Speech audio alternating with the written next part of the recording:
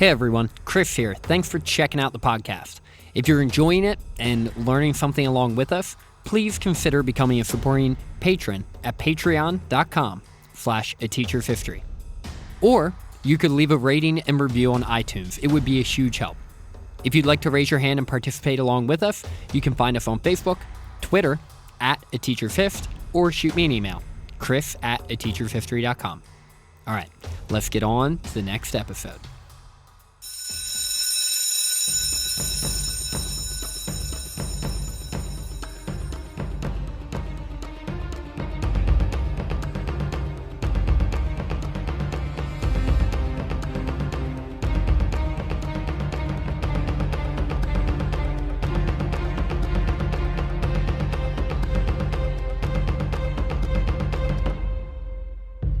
Hello, welcome into A Teacher's History of the United States.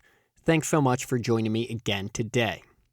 Did you know, in 1850, the life expectancy for a slave was only about 30 years old, a full 10 years less than that of white people in the South. And that 1 in 3 slave children during this antebellum period that we're covering here in the past couple episodes were eventually sold away from their parents and siblings, often never to be seen again. 1 in 3. And that in 1831, a slave revolt led by Nat Turner ended with the murders of over 50 white people and the execution of 40 slaves. This event, as you could imagine, drastically increased the fear and anxiety in the South, making a lasting impact on how slaves were treated. Did you know all of this? Maybe, maybe not. Get your notebooks out because today we will cover that and more in episode 118, King Cotton, Part 2. All right, everyone, welcome into episode 118, the second episode in our exploration of the southern United States during this time period, the antebellum period, which is really... and by the way, I've been saying the word antebellum a lot. It means before war. In American history, the antebellum period is really after the War of 1812, so like 1815, 1816, all the way up to the outbreak of the Civil War, 1860, 1861. So that's what we're examining here. We're focusing mostly on like the 1820s to 1840s, last episode, this episode, and into episode 119, and then as we get really close to the Civil War, we'll circle back on some of the changes and update you on some of the aspects of Southern and Northern society that were clashing just prior to the war. So, book recommendation for this week is a little different than it normally is because this would be a pamphlet, and I'll put the link up when I post the episode and up on the website. It is a pamphlet by Thomas Gray. It's called Confessions of Nat Turner, and I'll actually be reading an excerpt or two from it. And this is a pamphlet that was written while Nat Turner was sitting in jail awaiting his execution, and it was an interview by a white lawyer interviewing Nat Turner about his motivations and reasons why he did what he did. Obviously, you have to read it knowing that some things may have been changed or rephrased, etc., depending on the motivation and intent of the interviewer, Thomas Gray, but it's a really good read and really raw stuff and really puts you in the perspective of Nat Turner. Lastly, and we have this at the pre-roll of every episode, but if you're able to leave an iTunes rating and a review, that would be really helpful. It helps people find the podcast, and I think there's a lot of American history content on here people would be happy to have found, because more and more I hear of people stumbling upon the podcast, which is great. A recent review by retired Colonel John, who's also a patron, said, "Great content, presentation, and pace. If you want to learn a bit or a lot about American history, this podcast is for you. Start at episode 1. Thanks for the review, John, and thanks for being a supporting patron. And without further ado, let's dive into episode 118. Last week, we laid out some context for you to better understand Southern society in the United States during this period of American history that we are entering into in our narrative on this podcast. I wanted to make sure we press pause briefly to take a step back and examine what is going on outside of the political arena before we jump back into our chronological narrative, which we'll do in just a couple weeks. This week, we'll continue with our discussion of the Southern Slave Society in the United States, and next week we'll look at the North to see the progress that's being made there. And hopefully, as I've mentioned, by doing this, you'll have a much more comprehensive understanding of the nuances of these two contrasting life experiences in America. It was almost like living in two different nations, I'm sure, to some. Projecting into the future, we'll see that the presidency of Andrew Jackson, the Texas Revolution, the Mexican-American War, the additions of Kansas and Nebraska, and the increased efforts of abolitionists like Frederick Douglass and Harriet Tubman and William Lloyd Garrison, etc., will creep us closer and closer to war. But having foundational knowledge of Southern and Northern society during this antebellum period will help you understand and contextualize the conflicts that are on the horizon, and understand the varying motivations of those involved. So, last week we spoke in detail about the concept of King Cotton and how the Industrial Revolution and invention of the cotton gin sparked an incredible reliance on this single crop. With this, the dynamics of Southern economy and society changed, in some ways pretty drastically. The increased reliance on the internal slave trade, the emergence of enormous plantations with gang labor, and the incredible profit margins further entrenched slavery into every fabric of Southern society. Whether you were a slave owner or not at this time, if you lived in the South, the institution of slavery impacted every aspect of your life, one way or another.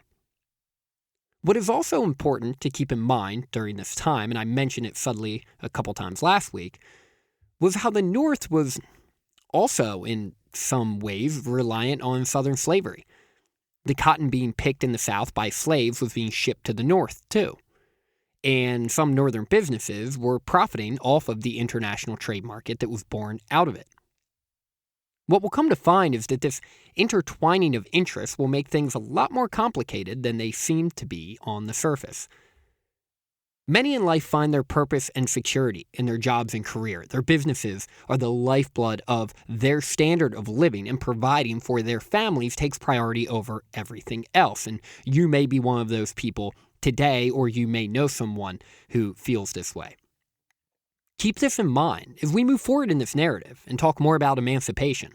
There will be some very real impacts on thousands and thousands of people who were not directly involved in slavery.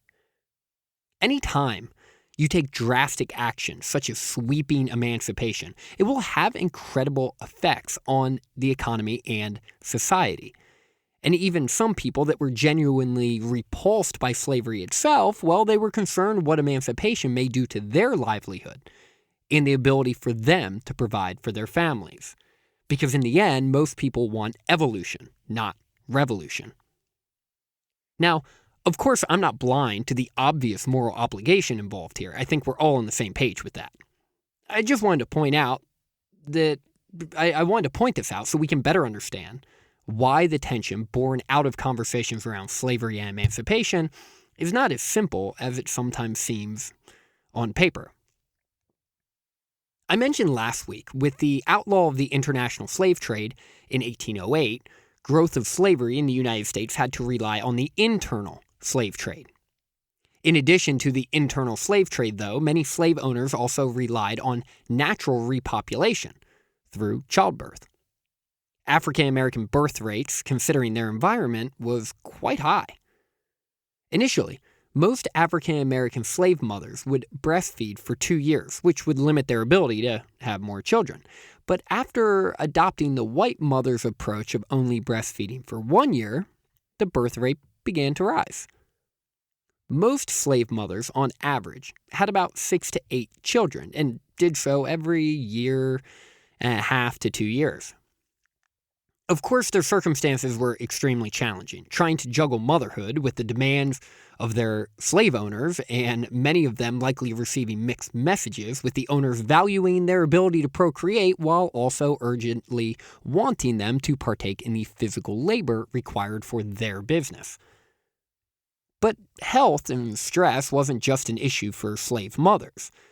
Diseases like malaria, yellow fever, cholera, pneumonia, dysentery, these were rampant in slave populations due to their poor diet, their lack of clothing, and their shelter. Or I should say, lack thereof. In 1850, the life expectancy for a slave was about 30 to 33 years, which, as I mentioned in the introduction, was 10 years less than that of white people during the same time period. And of course, the worst part about slavery was the reality that being born a slave meant you were a slave for life, and outside of manumission or an opportunity to buy your freedom, there was no escaping this life. And the trauma that these slave children, likely experienced are things most of us can't imagine. Seeing their parents beaten, their sisters or mothers potentially raped or sexually violated, their friends or family sold off to another plantation. Slave children learn the value and necessity of kowtowing to their white masters for basic necessities of life or preferential treatment.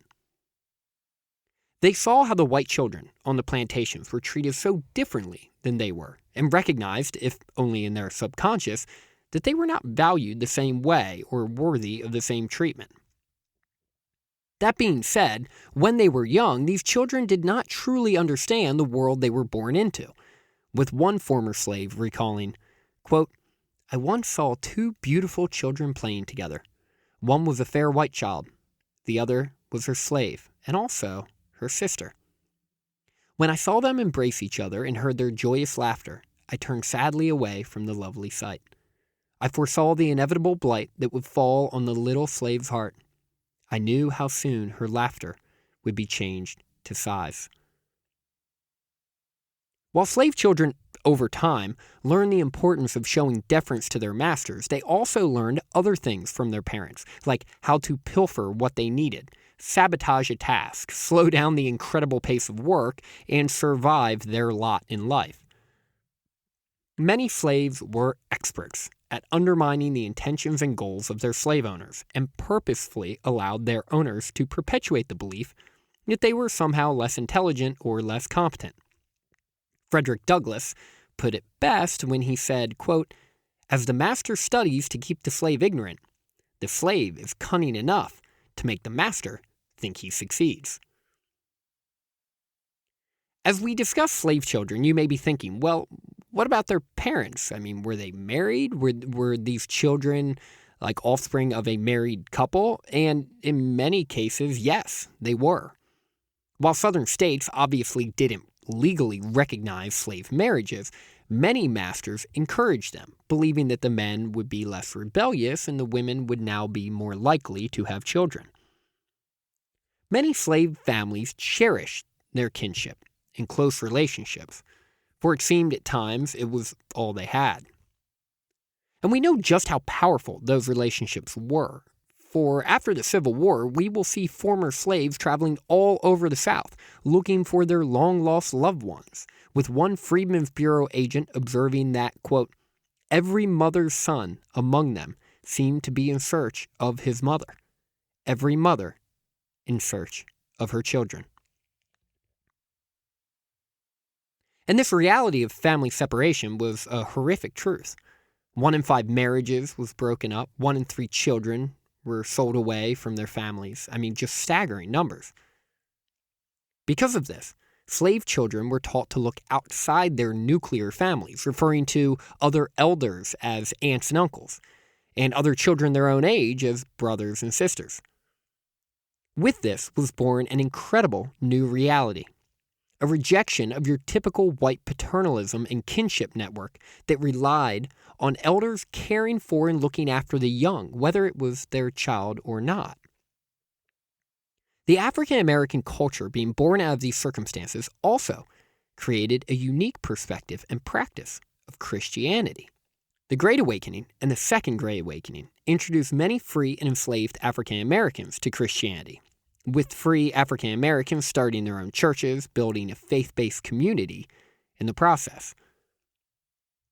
The exposure to religion, and usually, more often than not, Christianity, for many slaves, whether it was in public or secret, gave them hope and optimism for their future, and made them long for the coming of the promised land, their freedom. And while it might make sense at first that the masters did not allow slaves to practice religion, thus forcing them into secrecy, some masters encouraged it in order to drive more obedience from their slaves. One slave, when recalling his time at a white church service, remarked that, quote, "We went to church on the place and you ought to heard that preachin'.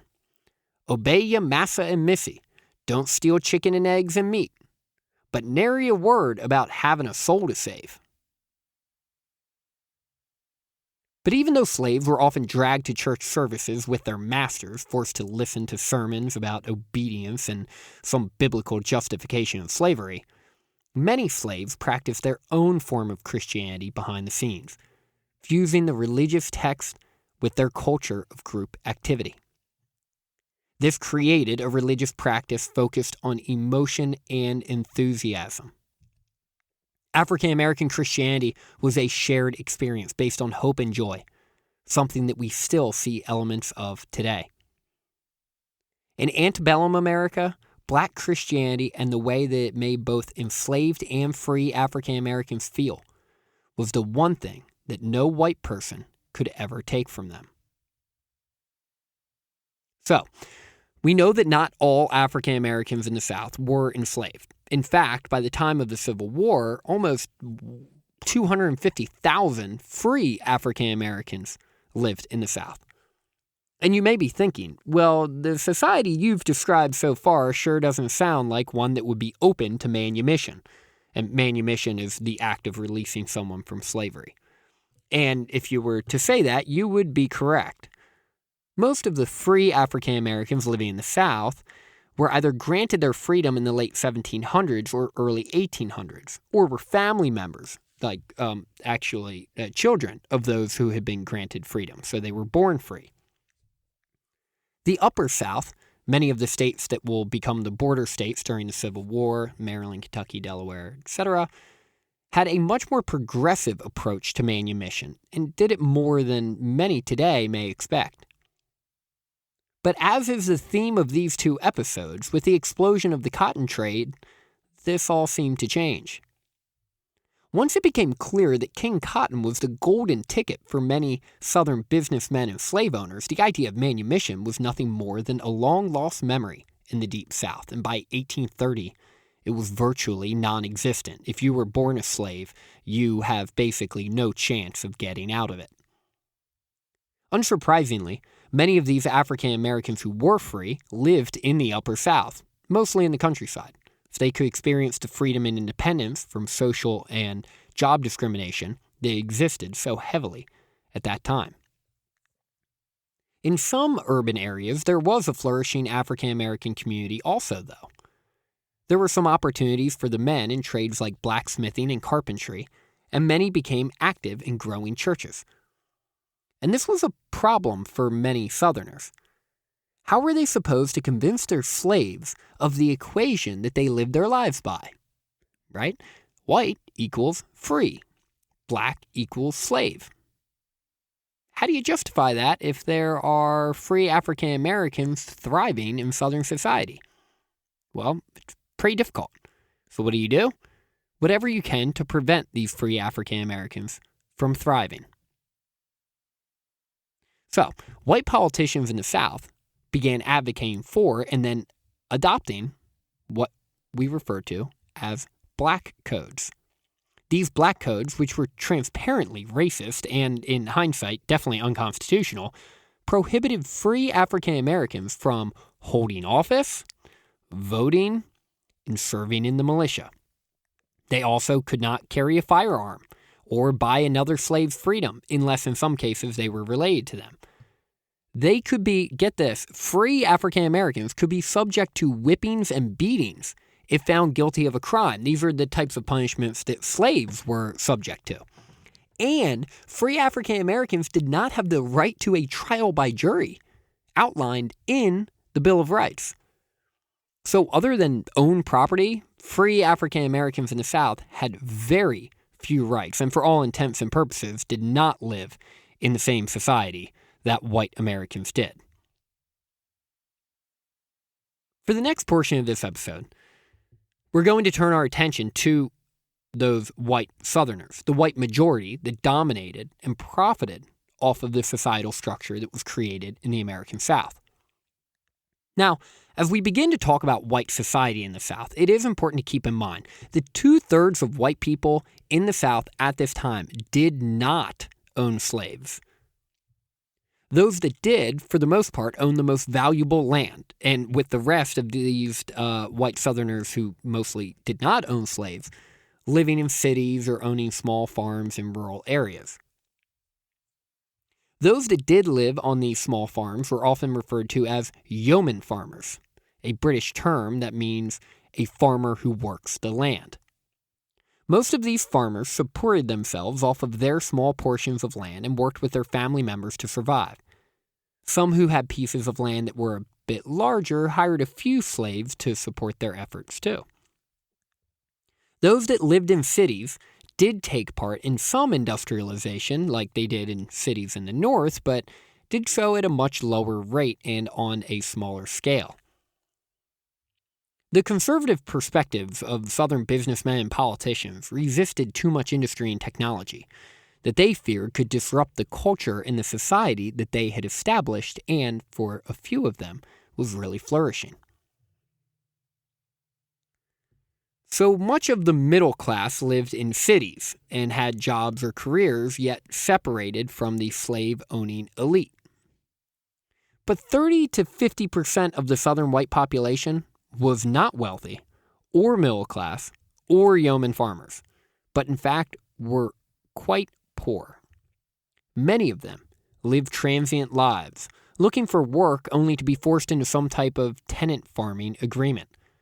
As you can imagine, the slave system provided a steady stream of unpaid labor that forced many poor whites out of opportunities or drove their earnings down precipitously.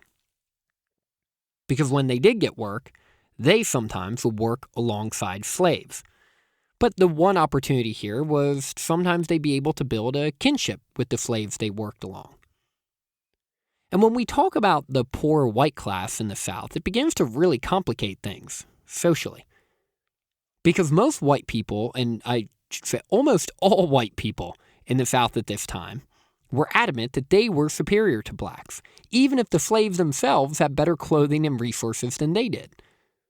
Of course, on the flip side, many slaves and free blacks viewed this class as, quote, white trash, a derogatory term that you may hear still today to describe white people of lower economic means. The yeoman farmers that I mentioned a couple minutes ago were also referred to as plain folk. They tried to separate themselves from both the white poor class and the wealthy plantation class. So you have the 30 to 50% of white people in the South who are very poor and worked alongside slaves and were tenant farmers and really had no means and were transient, moving all over the place. Then you had another 40 to 50% that were middle class, and they either lived in the cities working in industry or were yeoman farmers. And these yeoman farmers, and this middle class especially, really focused on... So what they would do is oftentimes they live in the upcountry areas and build communities together. They valued their freedom and independence more than anything else. The focus on freedom and independence was one of the reasons that new industry and technology was resisted in the South, for they were afraid that these changes may bring more restrictions on the freedom they enjoyed at the time. And when you think about it, this is what helped create the beliefs that underpin the Southern defense of slavery. This reliance and obsession with freedom and independence made Southerners wary of the federal government and politicians that they thought would be resistant to the continued pursuit of freedom. They were skeptical of intellectuals like President John Quincy Adams, and these people believed that northern cities and northern industry was trying to choke their freedom and independence away from them. And yes, I totally understand the irony. That's why the states' rights argument and those that defended the motivations and justifications of the Confederacy often fall flat in the 21st century. Because in the end, the freedom that these yeoman farmers enjoyed and cherished so much rested and relied primarily on, the institution of slavery. The slaves did the worst and most degrading work, which allowed many yeoman farmers to avoid it. Also, the fact that African Americans were enslaved created a societal structure that, by default, separated the yeoman farmer from the lowest class just by the color of their skin.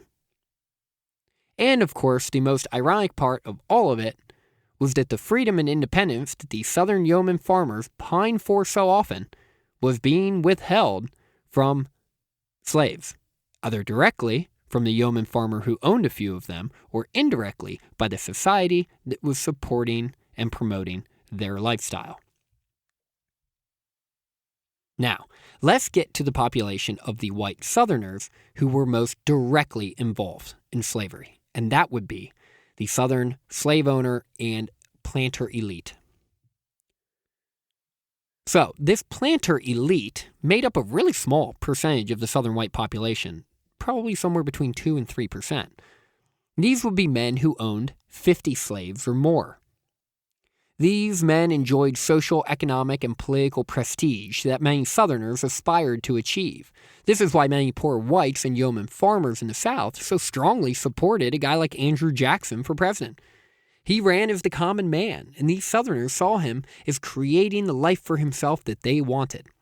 I mean, this guy, and we'll obviously talk more about him in upcoming episodes, he went from being a poor boy to a wealthy plantation-owning businessman who had military, economic, and political success that most of them could only dream of.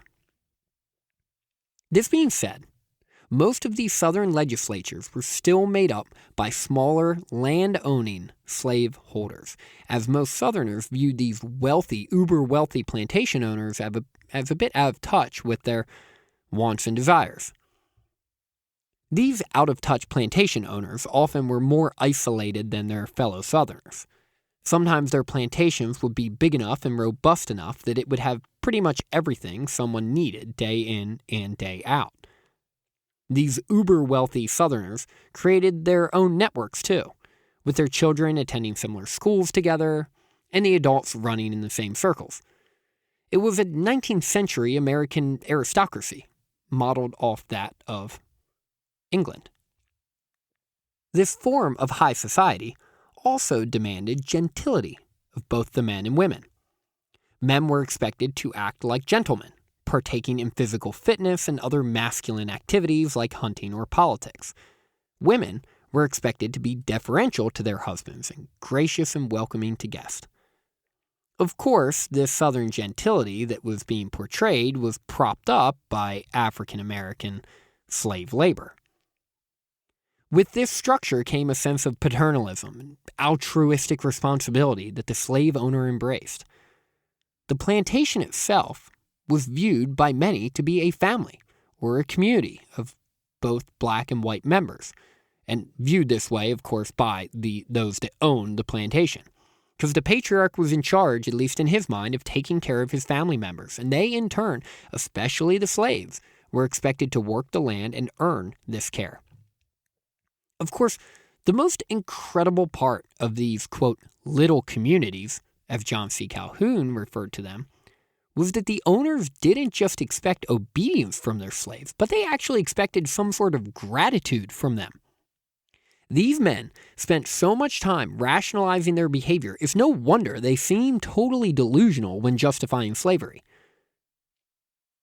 So, where did the wives or mistresses fall in this equation? Well, for many of them, they did not experience the freedom and independence you may think. Their role was to be deferential to their husband and almost unflinchingly obedient. In addition, when you think about it, these women were often separated from their own families and friends, forced to live a life of exile on these vast plantations in the rural South. They would often be put in charge of monitoring the work of slaves and other hired labor, and would be responsible for a lot of the day-to-day management of the plantation. While most of these women were more benevolent to these slaves than their husbands, there are still many reports of them using brutal tactics to demand specific results. With so much of Southern society's underpinnings resting on the institution of slavery, it isn't surprising that arguments for the defense of slavery began to circulate during this time period. Now, As we'll cover in a later episode on this podcast, these arguments will increase in intensity and specificity as the antebellum period progresses. But it is worth taking a moment to understand the mindset of many Southerners during this time.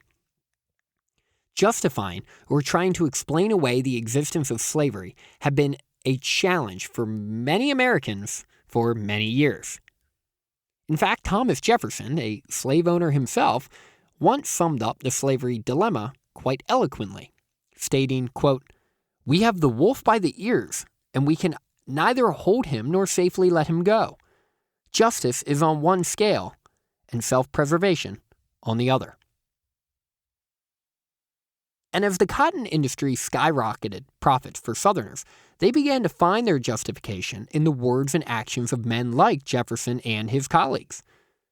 The most potent argument Southerners had regarding the right to own slaves came directly from the Constitution itself.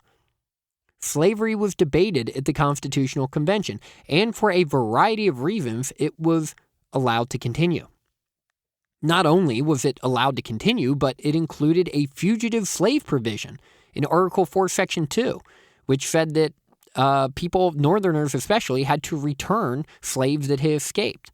This is in the Constitution. And it allowed the international slave trade to continue for 20 more years. I mean, it was undeniable. The Constitution of the United States of America recognized and allowed slavery to continue in the United States. But in 1810s and 1820, when the debates over the Missouri Compromise ramped up in intensity, it became really clear to many Southerners just how much Northern anti-slavery sentiment there was that they had been sort of oblivious to, or just ignorant to. Because some of them didn't realize how passionately opposed their Northern brethren were to their lifestyle. And keep in mind, that's how many Southerners viewed it. They lived in a society controlled and dominated by slavery. In the minds of many white Southerners, if you attacked slavery, you were attacking their lifestyle, their family's history, their everyday behavior. While on paper, we can recognize intellectually today, it was clearly an attack on the institution itself, a horrific institution at that. Many in the South did not view it that way. They took it really personally. And you can sort of understand why. The amount of shame many of these Southerners must have felt, day in and day out, for participating in something that we know, and they knew in their hearts was wrong, must have been overwhelming and even suffocating at times. And we have all been in a situation in life where we did something wrong, felt terrible about it, and then had to listen to someone else lecture us about it after we got caught, whether it's your parent, coach, teacher, friend, etc. And I'm not creating any type of false equivalency to something you've done in the past to owning slaves, so don't get too worked up. I'm not doing that. All I'm saying is that it doesn't surprise me at all that Southerners not only defended slavery, but did so passionately. The most common human reaction for being called out and shamed about something you already in your heart feel shame about is often to go on the offensive and attack back. We become stressed, our survival instincts kick in. We see this all the time in life and politics. Someone's proven wrong or presented with information that they know undermines their values and their morals and what they know in their heart is the right thing to do. So then they do mental gymnastics to justify it all away so they can get out of that terrible feeling. With Southerners digging their heels in further and even beginning to publicly argue justifications of slavery, it became more and more clear to many slaves that their dreams of freedom were likely going to slip through their grasp. With the market for Southern cotton growing year by year, the Southern slave system that was developing was far too profitable and systematized for any Southern slave owner and businessman to be willing to part with it. And this was especially true to slaves in the lower South. Those slaves that were able to escape from states near the northern-southern border like Kentucky and Maryland, that happened every now and then. But slaves deep in the South had far more difficulty. With slave patrols often on the roads, it was near impossible for a slave to escape and travel through the South without being caught. These patrols would stop every African American they saw, checking to see if they had a pass from their owner, and if they didn't, the patrols would often, I'm sure excitedly, send them back to the land they came from, knowing brutal discipline was likely awaiting them. The ultimate form of resistance, though, was not running away, but revolting against the owners themselves. Now, up to this point in American history, late 1820s, 1830s, there had been two slave revolt conspiracies that had gained publicity but been nipped in the bud, with Gabriel Prosser's insurrection in Richmond in 1800 and Denmark Vesey's Charleston plot in 1822, and both of these involved free African Americans trying to conspire with slaves. While Americans were mostly familiar with these conspiracies, they just didn't really move the needle for a lot of them.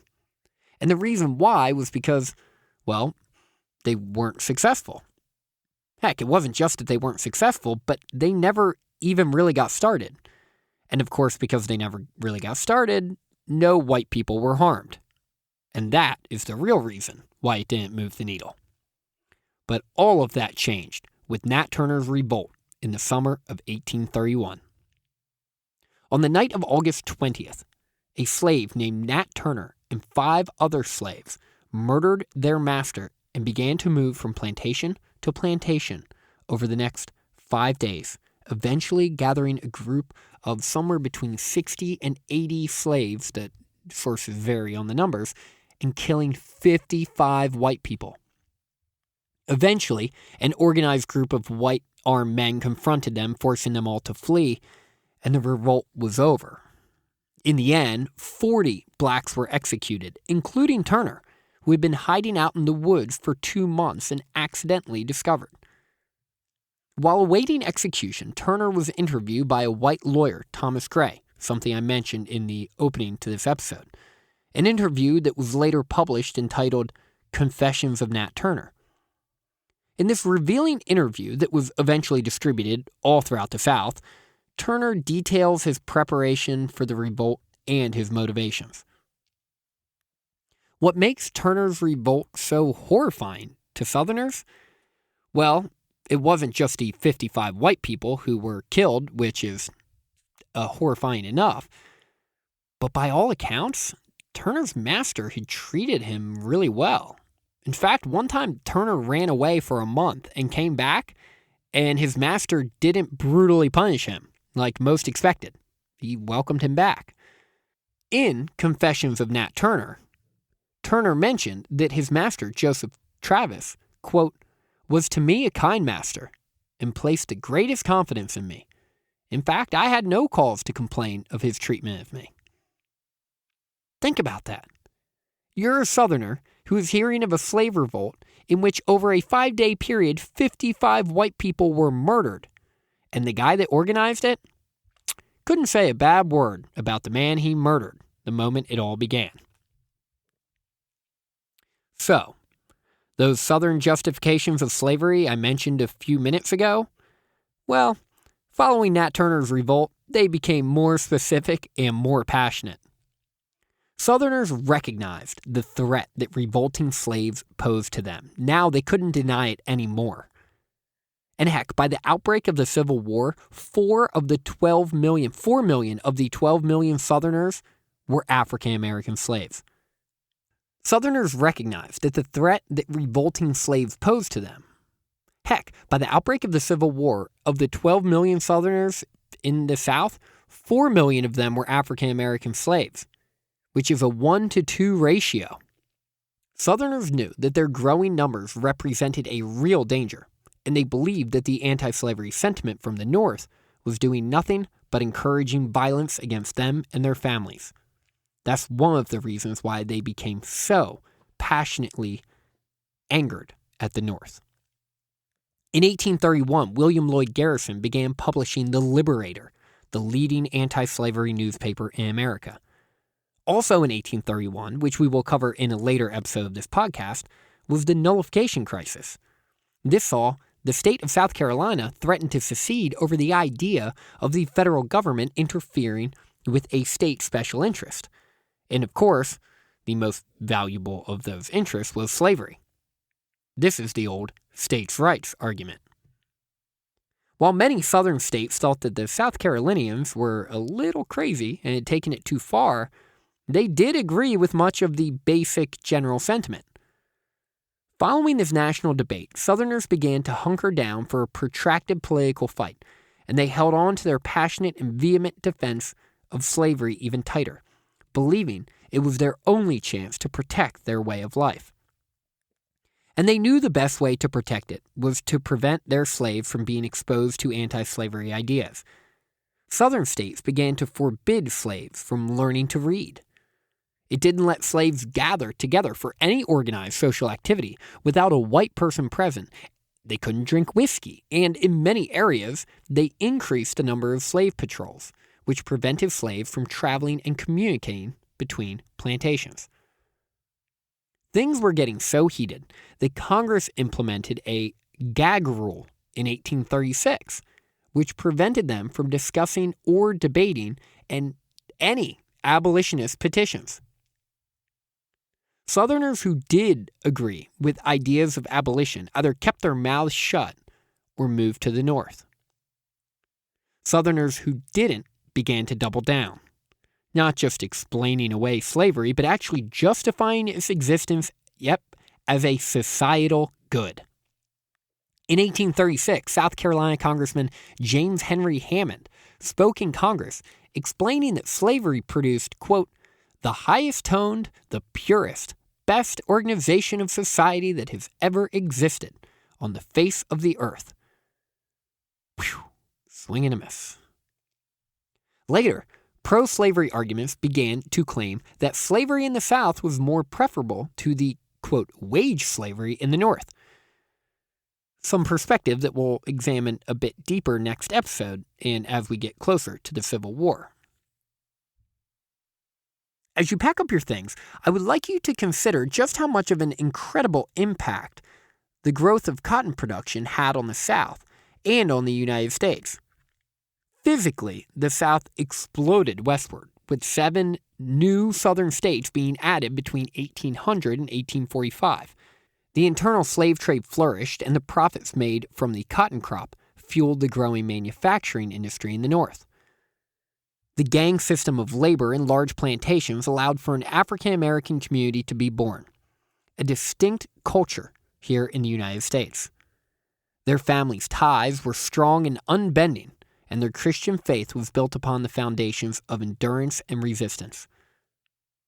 But with the uprisings becoming more frequent and the horrific nature of Nat Turners Revolt, Southerners began to buckle down on free African Americans and enslaved ones, limiting their civil rights and social privileges. Believing that this didn't do enough, Southerners then began to work to justify their actions, producing defenses of slavery that were just as ignorant as they were mind-boggling. With this, the role of the South in our national politics began to change, something we'll explore in more detail when we start back up with our narrative. But before we jump back into our timeline and get deep into Andrew Jackson's presidency, we'll take next episode to explore the society of the northern states in the U.S. so we can better understand why it was so hard for these two Americas to coexist. Thanks for listening, and hopefully now you can take pride in knowing just a little bit more about the history of the United States. Class dismissed.